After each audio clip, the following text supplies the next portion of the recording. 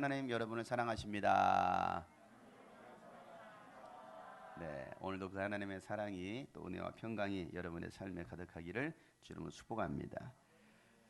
지난주에는 소명과 사명에 대한 말씀을 나눴습니다. 예수님은 제자들 중에서 12명을 따로 부르셔서 사도로 세우셨습니다. 이 말은 제자가 있고 사도가 있다라는 얘기죠. 양육훈련 가운데 제자 훈련이 있고 사도 훈련이 있어요. 여러분은 제자입니까? 사도입니까? 아니면 군중입니까? 군중이시라면 제자가 되시길 축복합니다. 또한 제자이신 분들은 사도가 되시기를 축복합니다. 그러기 위해서는요, 특수 훈련이 필요해요.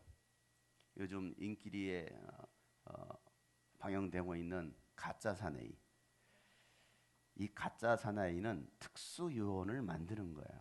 특수 요원을 만들기 위해서 훈련을 하는 것처럼 예수님께서도 12사도를 특수 요원으로 세우셨다는 거예요. 그들을 사도로 부르셨고, 그리고 예수님과 함께 있게 하시고, 함께 있는 것으로 끝나지 않고 훈련시키셔서 이제는 세상으로 내보내셔서 말씀을 전파하게 하십니다. 그리고 귀신을 쫓아낼 수 있는 권능을 주셨어요. 이게 12사도에게 하신 일이었습니다. 우리는 이 교회 공동체 안에 머물러 있어서는 안 돼요. 우리는 세상으로 나가서 뭐 해야 됩니까? 하나님의 말씀을 전파해야 될 일이 우리에게 주어졌다는 것이죠. 여러분 중에 이런 사도들이 많이 나올 수 있기를 축복합니다. 예수님께서 12사도를 뽑으신 다음에 집으로 들어가십니다. 그러자 많은 사람들이 또 예수님이 계신 그곳으로 몰려들어요. 그래서 예수님과 그 제자들은요, 밥 먹을 겨를도, 식사할 겨를도 없었다라는 거예요. 오늘 읽었던 이 본문 20절에 보면 이렇게 말씀하고 있습니다. 다 같이 한번 읽어보겠습니다. 시작. 예수께서 집에 들어가시니 무리가 다시 모여들어서 예수의 일행은 음식 먹을 겨를도 없었다. 여러분, 밥 먹는 것보다도 한 영혼 한 사람을 치유하고 상담하고 세우는 것이 더 중요하다라고 생각했기 때문에 예수님은 그 사역에 몰두하신 거예요. 올 여름은 이 코로나로 인해서 우리가 유스비전 캠프를 진행하지 못했어요. 캠프 보통 3박 4일 하죠. 이 3박 4일 하면 거의 제가 식사를 하지 못하고 한 3박 4일 동안에 한 3끼 정도 먹는 것 같아요. 많이 먹으면 한 4끼 먹고요. 은혜를 사모하고 또 어렵게 찾아온 사람들을 저는 그냥 돌려보낼 수 없겠다라는 그런 생각을 하기 때문에 참여한 교회들 은혜 받게 하려고 막 챙깁니다. 뭐 이 추우나 여름이나 줄 서 있는 사람들이 있고 추울 때 그냥 맨바닥에 그냥 앉아 있는 거 보면 안쓰럽잖아요. 그래서 방석이라도 갖다 주고 히터라도 켜주고 더우면 선풍기라도 꺼내주고 막 그렇게 하려고 한 사람 한 교회를 챙기다 보면은 밥 먹을 겨를이 없어요. 또 끝나고는 바로 또 뭐 리허설 준비해야 되고 뭐 해야 되다 보니까 그래서 시간이 없어서 밥 먹을 겨를이 없어서 식사를 못 하다가 나중에는 먹을 힘이 없어서 못 먹어요. 먹을 힘이 없어서. 예수님도 그러셨던 것 같습니다. 사람들을 상대하고 이 병든 자들을 고치는 것은요, 엄청난 에너지가 소모가 돼요. 기도받겠다고 나온 사람들 한 사람 한 사람 다 머리에 손 얹고 기도해 주면요, 이렇게 서서 기도하지 않고 보면 이렇게 기도하잖아요. 그러면요, 허리가 끊어지려고 그래요. 그냥 기도, 하나님 아버지 주여 메시오 이렇게 하지 않잖아요. 기도할 때 온 힘을 줘서 막 기도를 해줍니다. 그러면요, 이게 허리가 끊어질 것 같아요. 허리가 끊어질 것 같아요. 그래도 치유와 회복이 일어나도록 기도해 주는 거예요. 예수님도 마찬가지로 수많은 사람들이 몰려드니까 그냥 돌려보내지 않았단 말이에요. 일일이 한 사람 한 사람 다 손을 얹어서 예수님께서 기도해 주시고 그들의 병을 고쳐주시더라. 우리가 읽어왔던 성경에 계속 그런 말씀들이 기록되어 있잖아요. 여러분, 다른 사람을 영적으로 세운다는 것은 결코 쉬운 일이 아닙니다. 우리 성도들이 캠프 때마다 기도 못하는 사람들을 막 찾아가서 막 기도해 주십니다. 그리고 막 안아주면서 눈물을 흘리면서 기도해 주신 그 모습을 제가 보고 있으면 참 감동이 돼요. 우리 성도들이 어디서 뭐 하고 있나 전에 앞에서 보고 있거든요. 자, 뒤에서 기도 못하는 사람들 붙들고 그냥 들어 누워 있는 애들 붙잡고 막 기도해 주는 우리 성도들도 계셔요. 우리 남자 성도님들도 보면, 예, 애들은 그냥 귀찮으니까 그 들어 누워 있는 거지. 애기들도 그렇고 뭐 학생들도 그럼 막 그들 붙들고 기도해 주고 또 돌아다니면서 막 기도해 주는 그 모습을 보면 참 우리 성도들이 참 대견스러워요. 참 감동이 돼요. 여러분의 모습을 보고 자란 우리 아이들이요, 기도 시간만 되면 선생님들 찾아가요. 신방하러 다녀요. 동생들 찾아가고요, 또 언니들 찾아가서 손을 놓고 막 눈물로 애들이 막 기도해줘요. 어렸을 때부터 그거 보고 배운 거잖아요. 옛날에는 혜림이와 다니엘이 초등학교 때 7살, 8살 때 손 붙잡고 가가지고 소라 선생님 이렇게 기도하는 모습을 그 다음 세대들이 보고 배웠어요. 그래서 이제는 수연이가 일어나면요, 그 아래 똘마니들이 다 일어납니다. 나애부터 시작해가지고 유은이, 한나 이런 애들이 따라가요. 왜? 자기 대빵, 자기 대장이 일어났거든. 그럼 막 따라갑니다. 걸어갈 때는 멀쩡해요. 막 쫓쫓쫓 가요. 그러다가 손만 얹고 하면 막 울어요. 왜 우는지는 몰라요. 손에 막 울기 시작합니다. 그리고 기도 끝나면 다른 사람들도 이렇게 물색합니다. 먹을거리를 찾는 거예요. 어디에 먹이감이 있나. 먹일 것을 딱 발견하면 가자. 가요. 또 따라갑니다. 떼끼려고 따라가요. 그러다 또 손만 얹고 막 울어요. 그냥 울어요. 예, 보고 배운 게 그런 모습들이에요. 우리 아이들은요, 기도하는 선교사예요. 얼마나 예쁜지 몰라요. 우리 다음 저들 한번 축복할까요? 우리 다음 저들이 축복의 박수 한번 줘줍시다. 그리고 이렇게 한번 서로에게 이렇게 축복하겠어요. 여러분이 바로 선교사입니다. 그래요. 우리 성도들이 바로 선교사들이에요. 얼마나 멋있습니까? 예수님께서는요, 식사하실 겨를도 없이 사역하실 때 예수님의 가족들은요, 예수님이 미쳤다라는 소문을 듣고서 예수님을 끌어가려고 예수님을 찾아와요.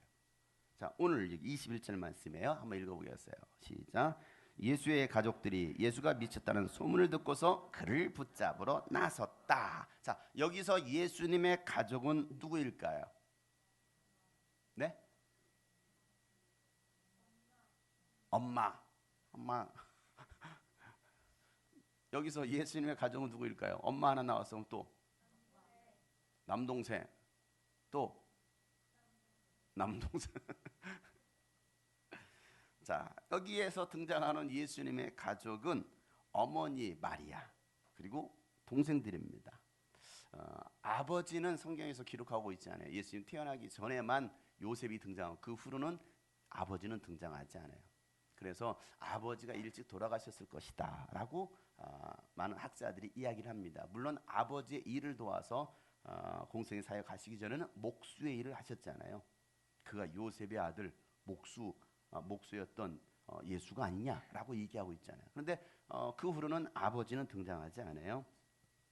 자, 이 예수님의 가두부는 31절은 다음 주 해야 될 시간이니까 다음 주에 자세히 나누도록 하겠습니다. 자, 예수님의 가족들은요, 예수님이 미쳤다라는 소문을 들었어요. 뭘 들었어요? 예수님 미쳤다라는. 사람들이 왜 여러분 미쳤다라고 했을까요? 가족들은 그 소문을, 야, 네 아들이 미쳤어, 야, 네 형이 미쳤어, 이 말을 들었단 말이에요. 사람들은 왜 예수는 미쳤다라고 했을까요? 이유가 어디 있습니까? 아니, 밭까지 걸으면서 남의 문제를 해결해주는 그 모습을 봤을 때 예수님 미치지 않고서는 저렇게 할 수 없어 라고 말했겠죠. 보세요 여러분, 게임에 미친 사람들 밥 걸으면서 합니다. 밥 먹지 않아요. 게임에 미친, 밤새도 날이 새고 합니다. 미친 거예요. 미친 거예요. 도박에 미친 사람들 보세요. 도박에 미친 사람들 밥 사 먹을 것까지 끌어다 도박합니다. 밥 안 먹어요. 미쳐 있어요. 공부에 미친 사람들 밥 먹는 것도 잊어버리고 공부합니다. 근데 우리 아이들은 밥 먹기 전, 공부하기 전에 밥 달라고 그래. 밥부터 챙깁니다. 공부하다가도 밥 달라고 그래. 공부에 미치지 않았어요. 덜 미쳤어 우리 아이들. 미치면은 밥 먹을 정신도 없어요. 그래서 요즘은요, 엄마들이 알아서 챙겨 먹으러 아침, 점심, 저녁밥을 미리 챙겨 놓습니다. 아침에는 고래밥, 점심에는 사또밥, 저녁에 인디안밥, 간식으로는 스펀지밥 해가지고 밥이란 밥은 다 준비해놔요. 사람들은 예수님이 어떤 모습을 보고서 여러분 미쳤다라고 했을까요? 또 어떤 모습을 보고서? 잘 생각해 보세요. 그러니까 여러분 이런 말씀들을 볼 때요, 생각을 하셔야 돼요. 예수님이 어떤 모습을 보고 또 미쳤다고 했을까? 아까 밥 먹을 겨를도 없이 남의 일에 신경 쓰는, 남의 일에 참견하고 돌아다니는 거예요. 근데 또 어떤 모습 보고? 에? 안식일에 막 일도 하고 그런 모습도 하나의 예가 될 수 있죠. 그 또 뭐가 있을까? 귀신 쫓는 거야? 예수님이 대표적으로 미쳤다라고 하는 것은 이거예요. 집에도 안 들어가. 그리고 수많은 사람들을 거느리고 다니 12명의 제자를 뽑았어. 그 12명의 제자를 데리고 이 마을 저 마을 떠돌아다녀요. 여러분들은 떠돌아다니는 여러분 집으로 들어가요. 집으로 날이 저녁이 되면 집으로 들어가잖아요. 그러니까 집으로 들어가는 게 정상인데 이 사람은 뭐합니까? 12명을 데리고 이 마을 저 마을 떠돌아다닙니다. 딱 봐도 이 30쯤의 가출 청년이에요. 그죠? 점점 더 멀어져 간다. 가출 청년이야, 가출 청년. 누가 봐도. 집에는 안 들어와요. 그리고 아무 데서나 잡니다. 오죽하면 예수님께서 한 율법학자가 예수님을 따라가겠다고 합니다. 내가 당신을 따라가겠습니다 하자 예수님께서 이런 말씀하셔요. 마태복음 8장 19절 20절 말씀에 보면 이렇게 율법학자가 한 사람이 다가와서 예수께 말하였다. 선생님, 나는 선생님이 가시는 곳이면 어디든지 따라가겠습니다. 예수께서 그에게 말씀하셨다. 시작. 여우도 굴이 있고 하늘을 나는 새도 보금자리가 있으나 인자는 머리 둘 곳도 없다. 아, 저 여우도 굴이 있어요. 짐승들도 새들도 보금자리 주택이 있어요. 그런데 인자 나는 머리 둘 곳도 없다라는 거예요. 그냥 가다가 피곤해 지치면 뭐합니까? 틀어두어 자는 거야. 집에서 환영해지면 우리 집 오십시오 하면 들어가는 거예요. 환영받지 못하면 그냥 아무 데서나 주무시는 거예요. 집 없어요. 여기도 우리 부모님들이 계신데 우리 부모님들 여러분 자녀들이 돈도 안 벌어 공부도 안 해. 그리고 이런 모습 가지고 여러분 떠돌아다닌다고 생각해 보세요. 뭐라고 하시겠어요?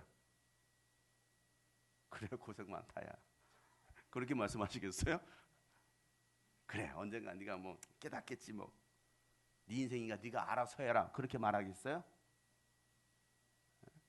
우리 준성의 형제가 이제 내일 모레면 이제 50이야.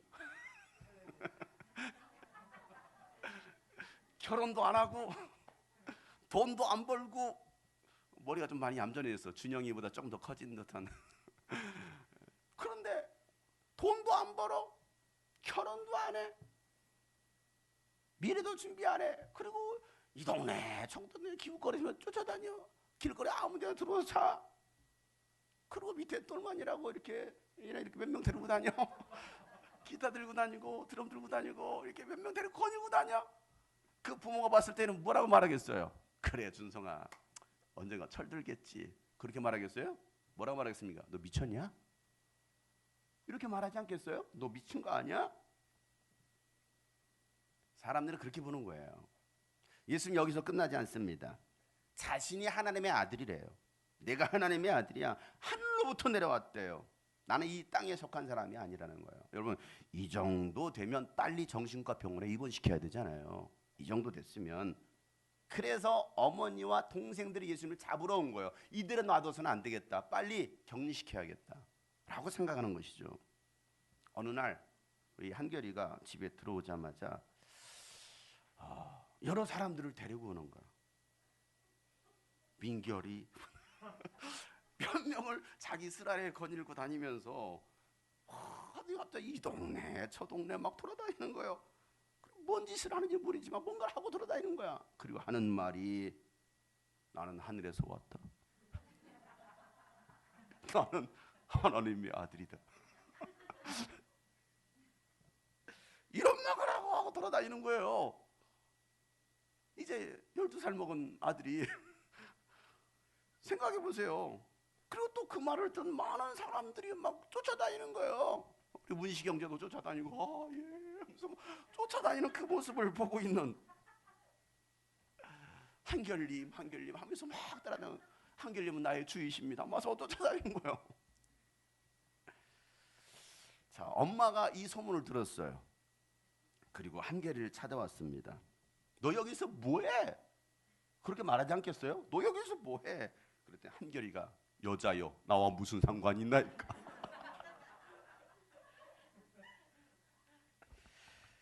자, 이 정도 되면 엄마는 이렇게 생각할 겁니다. 야, 이 코로나가 정말 사람 하나를 버렸구나. 이 코로나 스트레스로 인해서 외상 증후군이 나타났다. 빨리 입원시켜야겠다 라고 생각하겠죠. 이게 정상적인 거예요. 이게 정상적인 거예요. 예수님을 그렇게 봤어요. 그런데 말입니다, 예수님은요 이 일로 끝나지 않았어요. 오늘 사건을 보면, 자, 예수님이 미쳤다라는 소문을 누가 냈을까요? 누군가는 이 소문을 내지 않겠어요? 그죠? 자, 그러면 이 소문을 누가 냈을까요? 예수님 스스로 냈을까요? 자, 이 소문을 누가 냈을까요? 당연히 예수님을 싫어하는 사람, 예수님을 싫어하는 사람이 이 소문을 내지 않았을까요? 예수님과 갈등이 있었던 사람들이 냈을 거라고요. 그들이 누구입니까? 율법학자들, 바리새인들입니다. 계속 우리가 말씀을 살펴보면 율법학자들과 바리새인들과의 논쟁이 있고 갈등이 일어나잖아요. 이제는 갈등이 극도로 달해가지고 헤롯 땅과 바리새파 사람들은 뭐합니까? 예수님을 죽이려고 모의까지 하잖아요. 이제 죽여버리자. 그래서 이상한 소문들을 만들어내는 거. 예수님을 좋아하지 않는 사람들은요 미쳤다는 소문을 내지 않아요. 좋아하는데 내가 뭐 하려고 미쳤다고 그런 소문을 냅니까? 예수님을 좋아하지 않는 사람들, 교회에서도요 이상한 소문을 만들어내는 사람들이 있어요. 교회 안에서도. 누구입니까? 율법학자들이에요. 율법학자들, 교회 안에 있는 율법학자들, 개인주의에 빠져 있는 사람, 인성에 문제 있는 사람들, 그 사람들이 교회 안에서 거짓 소문을 만들어냅니다. 자, 22절에 예루살렘에서 내려왔던 율법학자들이 등장합니다. 자, 그들이 무슨 말을 하는지 한번 읽어보겠어요. 22절 시작.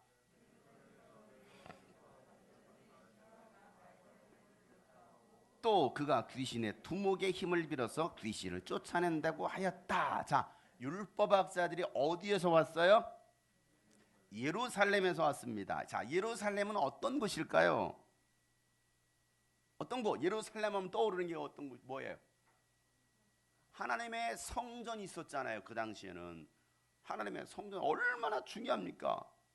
유대교 본부의 성지잖아요. 지금도 마찬가지지만 이 예루살렘은요 정말 중요한 곳이에요. 유대인들에게 있어서, 이스라엘 백성들에게 있어서 굉장히 중요한 곳입니다.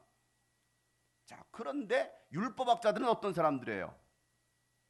율법학자들은 또 누구예요? 율법을 해석하고 기록하고 가르치는 사람이잖아요. 그들이 바로 율법학자들입니다. 자, 쉽게 말하면 예루살렘에서 율법학자들이 내려왔다는 말은 이런 말이에요. 서울대학교 법대를 나와서 법무부 쪽에서 일하는 사람들, 그들이 지금 이곳에 온 거예요. 그 사람들 한마디면요 사람들이 다 믿는 거예요. 여러분, 그 정도 스펙이면 여러분 대단하지 않아요? 그들이 곧 법이라고 생각하는 사람들입니다. 내가 곧 법이야. 내 말 한마디가 사람들을 다 움직일 수 있어. 아주 교만한 생각이죠. 요즘 우리나라도 이상한 법을 만들어서 자꾸 통과시키려고 하고 있는 정치인들과 법관들이 있습니다. 그들이 법을 만들어내거든요. 없는 법도 만들어내잖아요. 있던 법도 바꿔버리는 사람들 아닙니까? 인간을 창조하신 하나님의 말씀이 기준이 되어야 되는데 자기 생각이나 아니면 이 지금 시대 흐름과 세상 가치관을 따라서 법을 만들어가고 있습니다. 그리고 망치 3번 두드리면 끝나는 거예요. 땡땡땡 통과. 그래서 잘못된 악법도 만들어내고 있습니다. 왜? 자신들이 기준이라고 생각하는 거예요. 그래서 다수결에 의해서 통과, 70% 80% 통과 이렇게 만들어내는 거예요. 자, 이런 율법학자들이 지금 뭐라고 말을 합니까? 예수가 바알세불이 들렸다라고 말합니다. 바알세불이 들렸다. 바알세불. 바알은 누구인지 아시죠? 바알 신이잖아요. 세불은 뭡니까?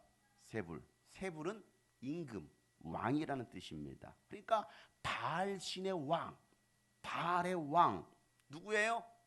마귀죠. 마귀, 사탄이란 말이에요. 야, 저가 사단이 들렸어, 마귀에 들렸어. 또 뭐라고 하니까 귀신의 두목의 힘을 빌어서. 귀신의 두목이 누구예요? 마귀잖아요. 그러니까 그가 마귀의 힘을 빌어서 귀신을 쫓아낸다라고 주장하고 있습니다. 다시 말해서 예수님은 마귀에 들렸고 마귀의 능력으로 귀신을 쫓아내라는 그 소문을 만들어내는 거예요. 누가요? 율법학자들이, 바리새인들이.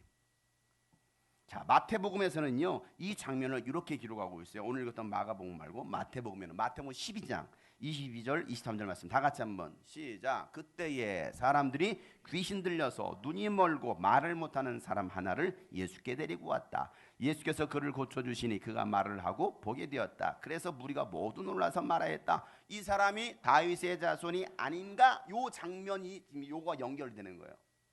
요 장면이. 자, 귀신 들려서 눈 멀고 말을 못하는 사람을 예수님께서 고쳐주시자 사람들이 뭐라고 말합니까? 다수의 사람들이 뭐라고 말해요? 예수님이 누구의 아들이 아닌가?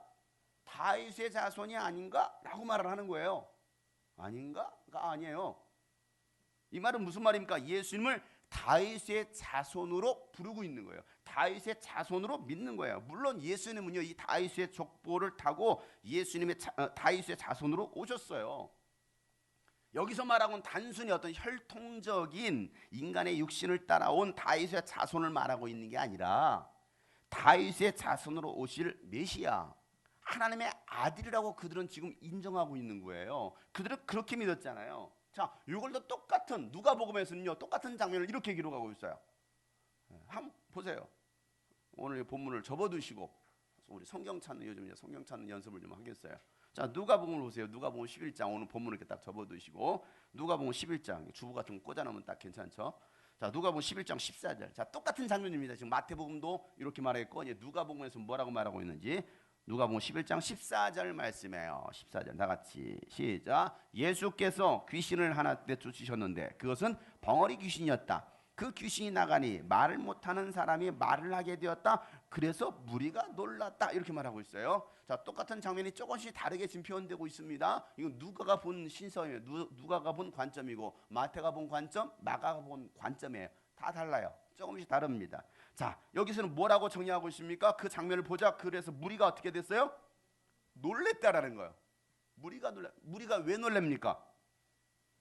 자, 놀란 이유가 뭐예요? 네? 네, 벙어리 귀신이 나가고 이거예요. 뭐가 나가고? 벙어리 귀신이 나가고. 자, 누가는 의사입니다. 자, 의사의 시선으로 이 누가복음을 기록하고 있어요. 자, 그러니까 누가 왔어? 병든 사람이 왔어. 벙어리가 왔어. 그런데 귀신이 나가니까 뭐 하더라? 말을 하더라는 거예요. 이게 의사가 보는 거잖아요. 의사가 본 거예요. 벙어리 귀신이 나가니까 말을 하네? 그 모습을 보고 사람들이 놀란 거예요. 여러분, 이 모두가 놀랐다는 이 표현은요 단순히 기적을 봤기 때문에 놀란 게 아니에요. 이들은요 하나님의 언약을 기다린 사람들입니다. 유대인들은.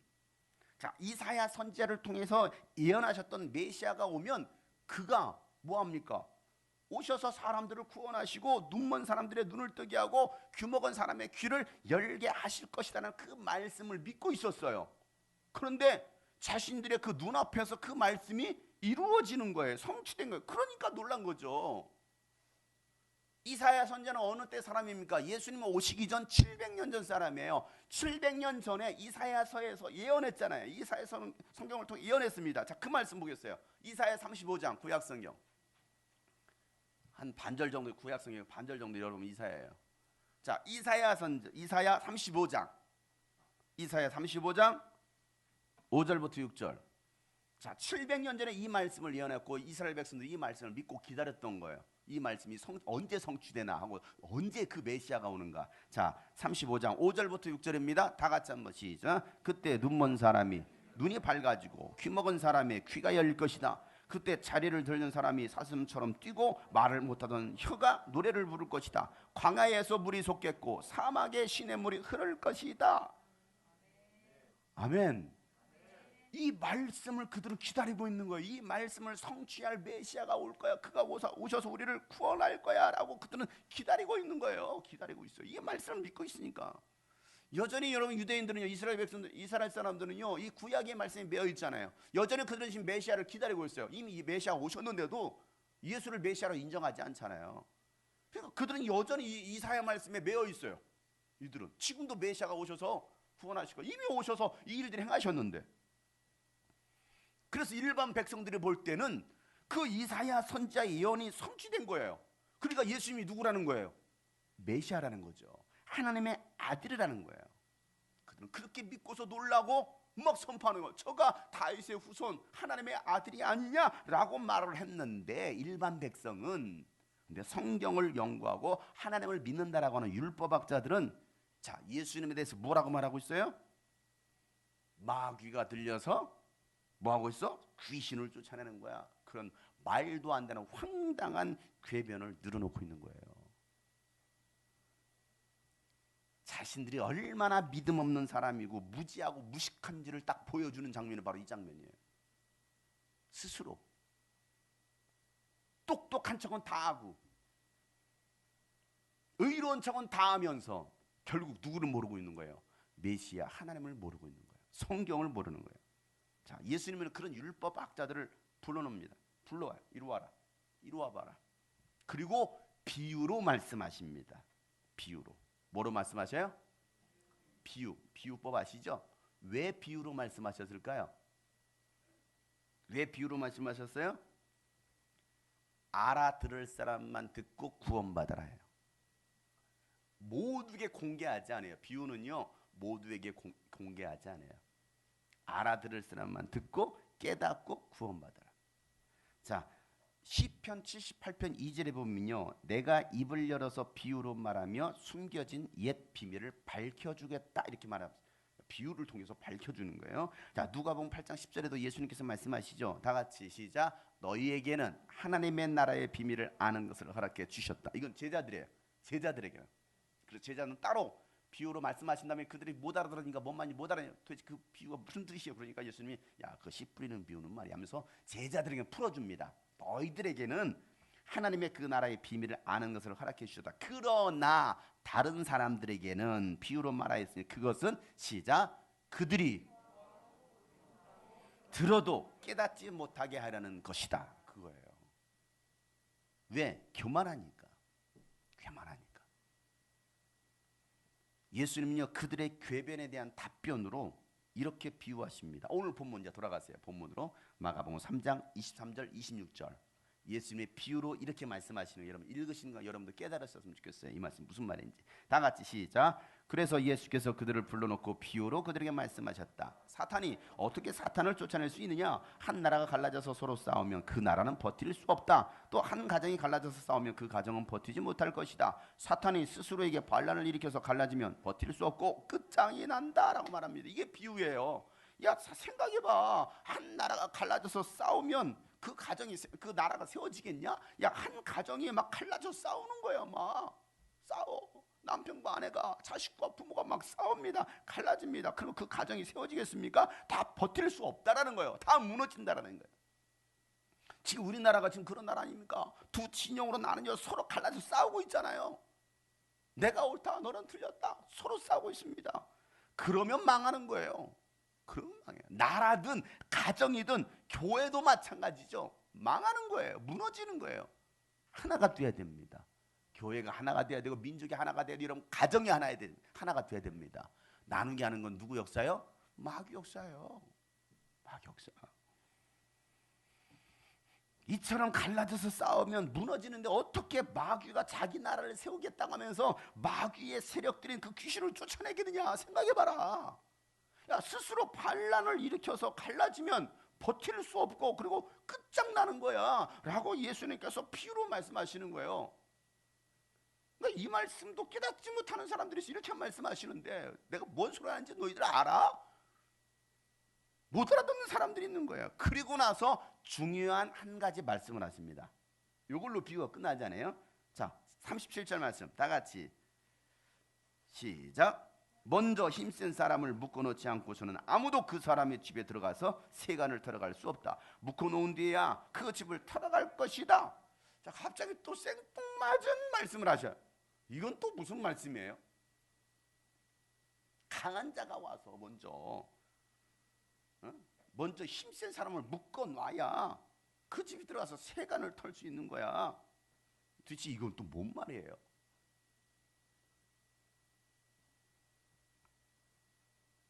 이건 도둑의 비유를 하고 있어요. 도둑의. 그들이 했던 말, 그가 바알세불을 힘입어서 귀신을 쫓아내는 거야. 그거 말했던 거하고 이거하고 무슨 연관이 있어요? 갑자기 여기 도둑 얘기가 또 왜 나옵니까, 여러분? 여기서 도둑의 비유는요, 예수님이에요. 성경에 보면 예수님은 도둑같이 오신다라는 그런 표현은 꼭 나쁜 표현만은 아니에요. 이 도둑이라는 게. 근데 예수님은 이 도둑에 대해서 말씀해요. 도둑은 나야. 도둑은 나고 힘센 사람들은 누구야? 마귀야, 귀신들이야. 힘센 사람들은 세간을 털어온다고 했잖아요. 세간은 구원받아야 될 영혼들이에요. 그러니까 헷갈리게 예수님 비유로 말씀하시는 거예요. 예수님께서 귀신을 쫓아내 주시고 그 하나님의 사람들을 구원하시겠다라는 거예요. 그래서 내가 도둑처럼 와서 야, 그 집에 있는 그 강한 사람 먼저 묶어놔야 그 다음에 내가 그 집에 가서 다 털어올 거 아니냐 라고 예수는 비유로 말씀하십니다. 이 비유의 말씀을 깨닫는 사람이 있고 깨닫지 못하는 사람이 있다는 거예요. 여러분 어떻게 이 말씀이 깨달아지십니까? 예수님은 이 말씀을 하시고 나서 가장 중요한 한 말씀을 하십니다. 가장 중요한 한 말씀. 여기까지가 비유였어요. 자, 그리고 나서 사실적인 말씀을 하셔요. 마가복음 3장 28절 29절 큰 소리로 시작. 내가 진정으로 너에게 말한다. 사람들이 짓는 모든 죄와 그들이 하는 어떤 비방도 용서를 받을 것이다. 그러나 성령을 모독하는 사람은 용서를 받지 못하고 영원한 죄에 매인다. 아멘. 여러분 세상에는요 용서받을 수 있는 죄와 용서받지 못할 죄가 있습니다. 사람들이 짓는 모든 도덕적이고 윤리적인 죄는요 다 용서받을 수 있어요. 여러분들이 무슨 죄를 지었든지 예수님께 나와 회개하면 다 용서받습니다. 이게 하나님께서 우리가 하시는 말씀이에요. 이사야서 1장 18절 말씀에 너희의 죄가 야 와라 우리가 서로 변론하자. 너희의 죄가 주홍같이 붉을지라도 눈과 같이 휘어질 것이고 진홍과 같이 붉더라도 내가 양털과 같이 휘어지게 할 것이다 라고 말씀하셨어요. 요한일서 1장 7절 말씀에도 뭐라 말합니까? 하나님은 빛 가운데 계신 것 같이 우리가 빛 가운데 거하면 우리가 서로 사귐이 있고 하나님의 아들 예수의 피가 우리의 모든 죄를 깨끗하게 하실 것이다 라고 말씀하셨어요. 그러니까 예수의 피가 우리를 깨끗게 한다는 것입니다. 요한일서 1장 9절은 또 뭐라 말하니까 우리가 우리 죄를 자백하면 하나님 앞에 자백하면 하나님은 신실하시고 의로운 분이셔서 우리 죄를 다 용서하시고 모든 불의에서 우리를 깨끗하게 해주실 것이다 이렇게 말씀하고 있어요. 여러분 죄에서 자유하시는 여러분 되시길 주님은 축복합니다. 예수 보혈을 의지함으로 하나님의 그 보혈의 그 능력을 의지함으로 죄에서 자유하시길 축복합니다. 여러분 이와 같이 용서받는 죄가 있는가 하면요 용서받지 못하는 죄가 있다는 거예요. 용서받지 못하는 죄. 하나님께서 주신 직분을 소홀히 하는 사람의 죄는 용서받지 못합니다. 직분에 대한 죄 용서가 없어요. 직분을 가치 없이 여기고 직분을 받아놓고서도 아무런 일을 하지 않는 사람들이 있어요. 그냥 직분만 있어요. 직분을 생명처럼 여기게 되는데 중요하게 생각해야 되는데 그렇게 생각하지 않는 거예요. 때로는 자신의 감정 따라 상황 따라 그 직분을 했다가 안 했다가 좋을 때는 저희가 할게요. 아, 못하겠어요. 안 해요. 이런 사람들이 굉장히 많습니다.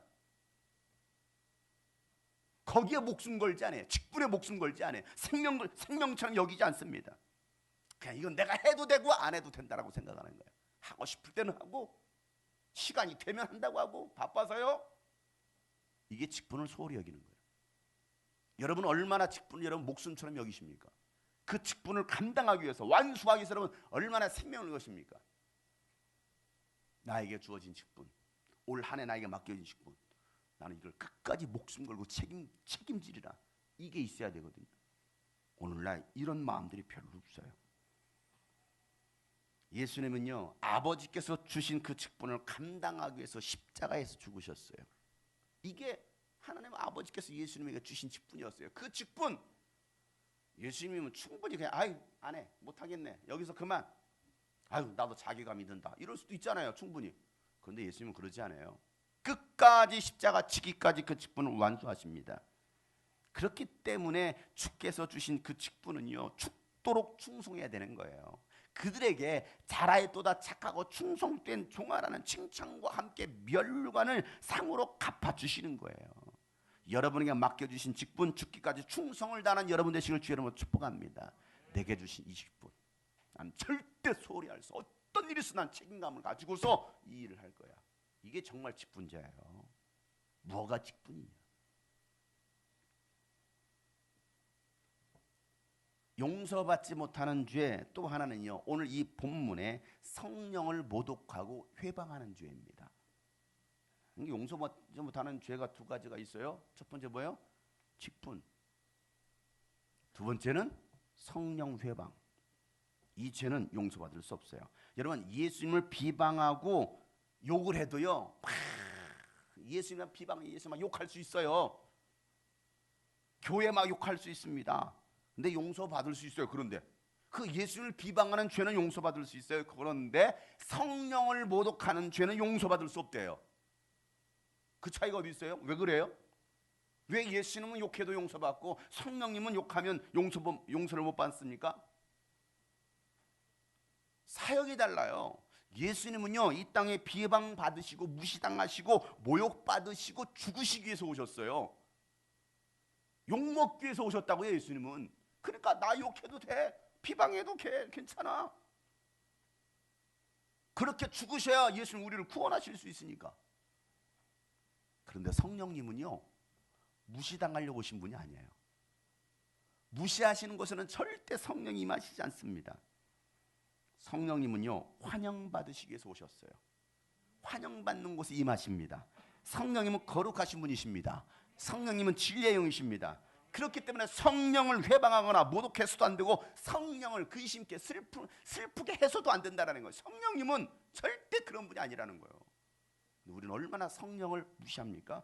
에베소서 4장 37에 보면요, 하나님의 성령을 슬프게 하지 마라. 하나님의 성령을 슬프게 하지 마라. 근심케 하지 말라. 여러분은 성령 안에서 구속의 날을 위하여 인치심을 받았다라고 말하고 있습니다. 여러분 우리가 성령을 슬프게 하고 근심케 하면요, 성령님은요 일하시지 않아요. 우리 안에 거하시는 그 성령님은 일하지 않습니다. 그렇기 때문에 우리는 날마다 성령을 기쁘게 하고 늘 성령을 사모하고 인정하고 환영해야 되는 것입니다. 성령님은 죄에 대해서, 의에 대해서, 심판에 대해서 오셔서 깨우치신다라는 거예요. 그러니까 근본적으로요, 예수님의 사역과 성령님의 사역은 달라요. 예수님이 이 땅에 오신 것과 성령께서 이 땅에 오신 것은 달라요. 완전 달라요.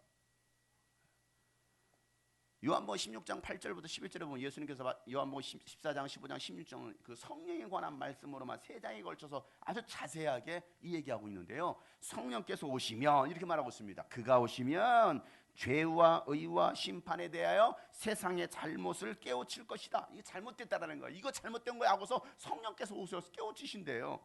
그 뭡니까? 죄에 대해서 깨우친다고 하면 세상 사람들이 누구를 믿지 않아요? 예수를 믿지 않아요. 이게 죄라는 거예요. 뭐가 죄냐? 윤리적인 도덕적인 죄, 그게 진짜 죄가 아니야. 예수를 알지 못하는 게 이게 진짜 죄야 라고 말하고 있습니다. 두 번째, 의에 대해서 깨우친다는 것입니다. 의가 뭡니까? 의에 대해서 깨우친다면 내가 아버지께로 가고 이거예요. 더 이상 너희들은 나를 보지 못할 것이다 이거거든요. 아버지께로 간다는 거, 이게 무슨 말입니까? 미친놈 아니야? 사람 욕하잖아요. 저 요셉의 아들 아니야? 이렇게 사람으로만 생각했습니다. 그런데 예수님 뭐라 봤어? 야, 난 죽을 거야. 그리고 부활할 거야. 나는 하늘로부터 왔어. 아버지께로부터 왔어. 나는 그러니까 아버지께로 갈 거야 라고 말씀하시는 거예요. 이게 예수님의 부활이 이루어지지 않는다면, 예수님 하셨던 말씀은 이게 거짓이에요? 진실이에요? 가지 않는다면, 부활하지 않는다면 거짓이 되잖아요. 이게 의예요? 의가 아니잖아요. 그러나 나는 아버지께로 간다라는 거예요. 나는 부활한다라는 거예요. 그래서 예수님이 하시던 그 모든 것들이 정말 저분이 바로 의시구나, 의로우신 분이시구나 라는 것이 입증되고 깨닫게 한다는 것입니다. 그리고 심판에 대하여 깨우친다고 하면 이 세상의 통치자가 심판을 받았다 이거예요. 이 세상 통치자가 누굽니까? 마귀 아닙니까? 요한일서 3장 8절, 예수께서 이 땅에 오신 것은, 하나님의 아들이 이 땅에 오신 것은 마귀의 일을 멸하시고, 마귀의 일을 멸하시려고 예수님께서 이 땅에 왔다는 거예요. 그래서 세상이 이미 심판을 받았다, 세상 통치자가 심판을 받았다라고 말씀하시는 거예요. 여러분, 뭐가 성령을 회방하고 모독하는 겁니까? 뭐가 성령을 회방하고 모독하는 거예요? 뭘 어떻게 하면 성령을 모독합니까? 성령이 막 욕하는 게 여러분 모독하는 거예요? 오늘 말씀에는 율법학자들과 바리새파 사람들이 예수님께서 귀신을 쫓아주시고 병을 고쳐주시는 것을 보고서 마귀의 능력으로 쫓아낸다라고 비방했어요. 이게 지금 누구 사역인데? 이게 누가 하시는 사역인데? 자, 이 말에 대해서 예수님은 마태복음에서 이렇게 말합니다. 마태복음 12장 28절 말씀에 다 같이 시작. 그러나 내가 하나님의 영을 힘입어서 귀신을 쫓아내는 것이면 하나님의 나라가 너에게 왔다. 야, 여러분, 귀신을 쫓아내는 것은 누구의 사역이라는 거예요? 예? 성령님, 하나님의 영이잖아요. 하나님의 영, 성령의 사역이라는 거예요. 성령을 힘입어서, 하나님의 영을 힘입어서 귀신을 쫓아내는 것이면 하나님의 나라가 임했다라고 말씀하시는 거예요. 그런데 그들은 지금 누구를 모독하고 있어요? 성령이 하시는 일을 이거 마귀의 일로 바꿔버린 거예요. 오늘날도 마찬가지입니다. 오늘날도 귀신을 쫓고 병든 자를 고치면 이단이라고 말해요. 저 이단이야, 이단. 어떤 사람이 이 귀신 쫓는 것을요, 축사하는 것을요, 무속신앙으로 여겨버립니다. 무속인처럼 취급해버려요. 이것은 성령을 모독하는 행위입니다. 여러분, 함부로 귀신 쫓는다고 병 고치고 치유 사간다고 여러분 성령 사역하는 사람들을 이단이네 삼단 이런 말 해서는 안 돼요. 자칫 잘못하면 여러분들이 성령을 회방할 수도 있다는 거예요. 왜? 몰라서, 무지해서. 이런 일들을 누가 하고 있습니까? 목회자들이 하고 있어요. 신학교 교수들이 이렇게 가르치고 있습니다. 저기는 이단이야. 저기 다 자기들이 율법학자들이야. 저기는 이단, 저기 이단, 저기 이단. 이렇게 말하면 저를 또 이단으로 볼지도 모르겠어요. 여러분, 귀신은 성령의 능력으로 쫓아내는 것입니다. 하나님의 영을 힘입어서 귀신을 내쫓는 것입니다. 아무나 귀신을 쫓는 게 아니에요. 아무나.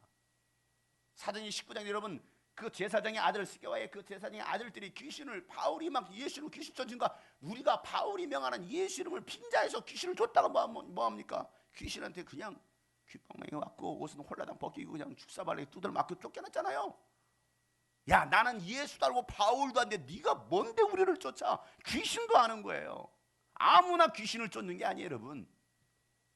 성령의 능력으로만 귀신을 내쫓을 수 있습니다. 그 능력이 여러분 가운데 있으면 믿으시길 바랍니다. 여러분, 예수 이름으로 성령의 능력으로 귀신을 내쫓는 여러분 되실 줄 축복합니다. 여러분, 율법학자들이 무지하고 무식해서 성령을 모독하고 회방했던 것처럼 오늘날 목회자나 성도들이요, 영적으로 무지하고 무식해서 성령 사역을 회방하고 모독하는 일들이 벌어지고 있어요. 함부로 말을 하는 거예요. 함부로 여러분 판단하고 정죄하는 거예요. 여러분은 성령을 회방하지 마시고 성령의 역사를 일으킬 수 있는 믿음의 사람들 되실 줄 여러분 축복합니다. 이들처럼, 이 율법학자들처럼 무식해가지고 무지해가지고 저 마귀 역사야 라고 말하지 마시고 여러분 그 성령의 능력을 취할 수 있기를 축복합니다. 오늘도 성령님은요 환영하는 사람 가운데 임하십니다. 오늘도 성령님은요 인정하고 믿는 자들 속에서 역사하십니다. 성령님은 여러분이 인정하는 만큼 일하시는 거예요. 인정하는. 근데 많은 사람들이 성령의 능력을 제한시키고 있어요. 우리가 성령을 제한한 만큼 성령은 제한당하시는 거예요. 일하지 않는다라는 거예요. 네가 나를 10%만 인정해? 나도 10%만 역사할게. 네가 나를 100% 인정해? 나도 너를 통해서 100% 말할 수 없는 초자연적인 그런 능력으로 내가 일할 거야 라고 말씀하시는 분이 바로 성령이십니다. 여러분, 성령을 제한하지 마시고 성령이 초월적으로 일하실 수 있도록 인정하시길 바랍니다. 성령의 능력을 소멸하지 말길 바랍니다. 사랑하는 성도 여러분, 용서받지 못할 죄를 범하지 말고 예수님을 다윗의 자손으로 오신 하나님의 아들로 믿고 구원받으셔서 성령의 역사를 일으키시고 잃어버린 영혼을 찾아 구원할 수 있는 여러분 되시길 주의 이름으로 축복합니다. 오늘도 우리가 이렇게 선포 고백하자고요. 성령님 인정합니다. 시작. 성령님 환영합니다. 성령님 사모합니다. 성령님 내 안에 오시옵소서. 성령님 나를 통하여 일하여 주옵소서. 성령님 역사하여 주옵소서. 마음껏 여러분 성령을 환영하시고 인정하시고 찬양하시고 성령을 통해서 여러분 하나님의 살아계심을 나타낼 수 있길 주님은 축복합니다.